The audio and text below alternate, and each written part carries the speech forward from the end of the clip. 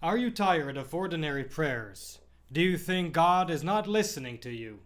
Want to experience the transformative power of prayer? Padre Pio's methods can transform your spiritual journey. Stay tuned as we discover his secrets to powerful prayer and unlock the hidden potential of your own faith. Ave mundi spes Maria. Welcome back to our YouTube channel following Padre Pio.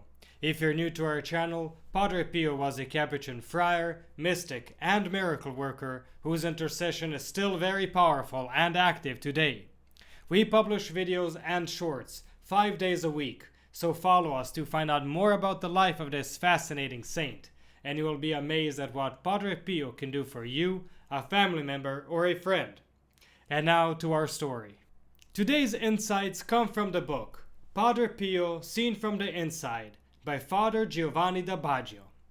In his book, Father Giovanni, who was also a Capuchin priest, shares various details about Saint Padre Pio from their time spent together.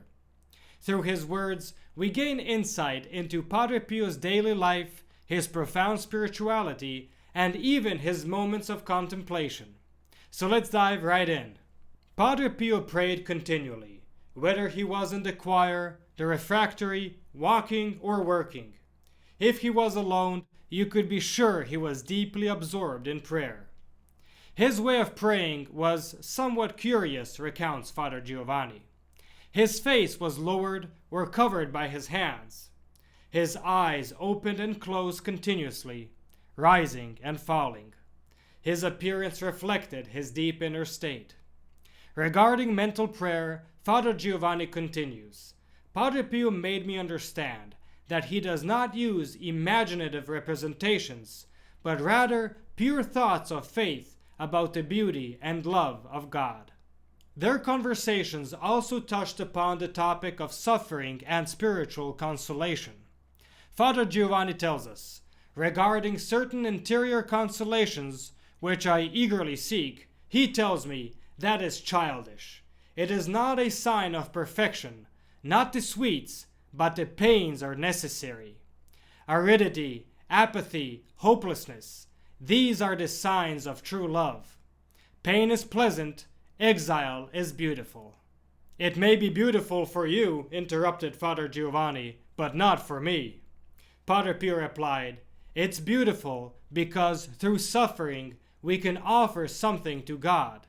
The gift of our pain, our suffering, is a great thing we cannot do in heaven. Here is a very important point for our spiritual lives, and an error very prevalent in our touchy-feely society. The need to always feel consolations. Saint Padre Pio counsels, do not be afraid of aridity and darkness. They are the path to union with God. Saint John of the Cross delves deeper in his book, The Dark Night of the Soul. He explains that spiritual aridity and darkness are not punishments for sins, but rather essential steps on the path to spiritual union with God. He describes how spiritual aridity can initially be a source of distress and confusion for the soul, as it seeks the familiar comforts of spiritual consolations. However, as the soul perseveres through these trials, it gradually learns to rely solely on God's love and grace, rather than its own feelings and experiences. Additionally, Father Giovanni also shared insights from his conversation with Mr. Grazio Forgione, Padre Pio's father. Listen to this. On another occasion, I met Padre Pio's father. I wanted to interview him, but I couldn't get much out of him, except for these little details. Padre Pio was a shepherd until the age of 7 and learned to read from the owner of the sheep. He was very intelligent and always a good boy. He never caused his parents any worries. He stayed at home reading and praying. At the age of 10 or 11, he contracted typhus and got very sick.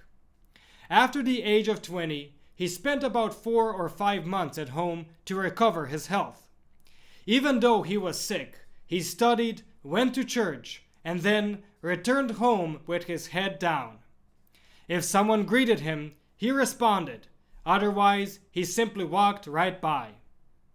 After the Holy Mass following his ordination, Padre Pio stayed at home due to illness, and his life was divided between home and church.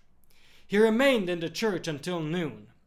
Once, when the sacristan went to close the doors, he discovered Padre Pio on the floor behind the altar. The sacristan called him and shook him, but received no response.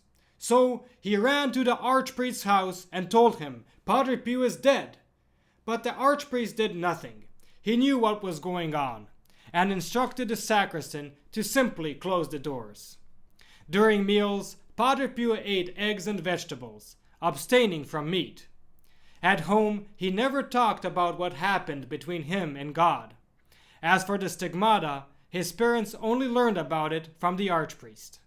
Furthermore, Father Giovanni shares Padre Pio's insights into prayer. He writes, "On November 18th, Padre Pio came to my cell, and we talked for a long time. We were discussing mental prayer. Regarding spiritual dryness, he said something similar to what all spiritual authors say. Do not abandon acts of piety. Humble yourself. Do not become angry. Wait for the return of God's light. It is the best time for the soul." While he was talking to me about contemplation, I asked with deliberate naivety, "But what does the soul do in this state?" Padre Pio replied, "It dissolves." "What do you mean? What does dissolve mean?" I asked. "Melt away, lose oneself in love," he replied. "In joyful love?" I continued to ask. Padre Pio then said, "It depends on what you meditate on. If you meditate on heaven or God's love, then it is joyful. But if you meditate on the passion, you feel both joy and pain." Father Giovanni then asked, "And how long does this contemplation last?" Padre Pio responded, "A second, an hour, 2, or even longer." And with that, we conclude our video. Thank you for listening. Please do share this video to help our channel grow. And please give our channel a boost by continuing to watch another video. This will help with the YouTube algorithm. I have recommended some videos especially chosen for you on the end screen. Or just click on one of the links in the description below for a full selection of great Padre Pio stories or our playlist of Padre Pio Thoughts for the Day. And don't forget to enroll your Mass intentions for next Friday's Padre Pio Holy Mass. You'll find the link in the description below. And stay tuned for the next video on the life of Padre Pio.